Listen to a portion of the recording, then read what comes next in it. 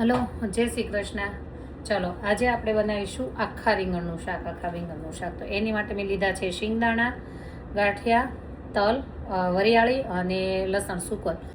ચાલો હવે આપણે આ ઓલું બતાવ્યું હતું ને એ બધું પીસી નાખ્યું છે, લસણ ને એ બધું. તો એમાં આપણે મસાલા નાખશું. હળદર, ધાણા જીરું તમને દેખાતું હોય તો સારું, કારણ કે વર્ષમાં ઘરે હોય ને ત્યારે આવું થાય.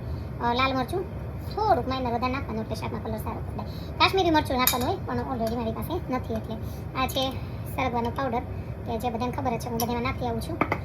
સ્વાદ અનુસાર મીઠું, સ્વાદ નમક નાખશું આપણે. અને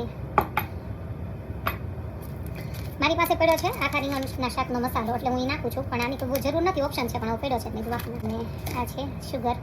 તો આપણે શું કે કાઠિયાવાડી સ્ટાઇલમાં શુગર, નમક અને લીંબુ બધામાં આપણે ચડિયાતું નાખતા હોઈએ છીએ, તો આમાં પણ મેં થોડું ચડિયાતું નાખ્યું છે.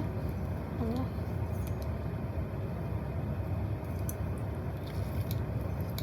લીલું લસણ હોય તો નાખવાનું હોય, મારી પાસે અત્યારે નથી તો મેં ઓપ્શન રાખ્યું છે. અને બીજું લીધું છે ટામેટા અને કાંદા, અને આપણે આને હવે ભાગ કરી લઈશું.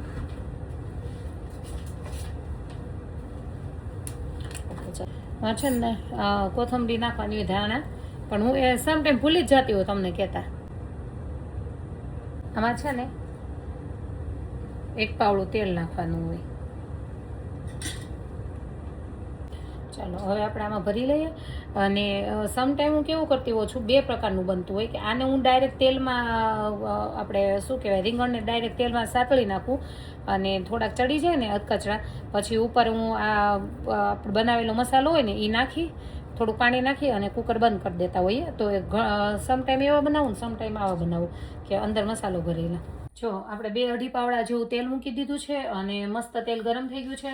તો પહેલાં આપણે એમાં વઘાર કરશું કાંદા ટમેટાનો. તો નાની ભાભીનો ફોન આવ્યો હતો ને, એને બહુ ભાવે મારા હાથનું રીંગણનું શાક, એટલે મને કે દીદીમાં રીંગણનું શાક શીખવાડો ને એમ આખા ભરેલા. તો મારી પાસે ઓલરેડી પડ્યા હતા, તો મેં કીધું ચાલો ભાભીને એકને રેસીપી આપું, એની કરતાં બેસ્ટ કે હું તમને બધાને આપી દઉં રેસીપી.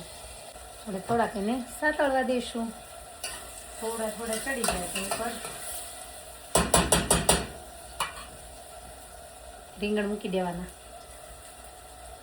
અને આજે જો મારા ભાભીને શીખવી હતી આખા રીંગણનું શાકની રેસીપી, તો એની સાથે સાથે તમને બધાને આપી દઉં છું.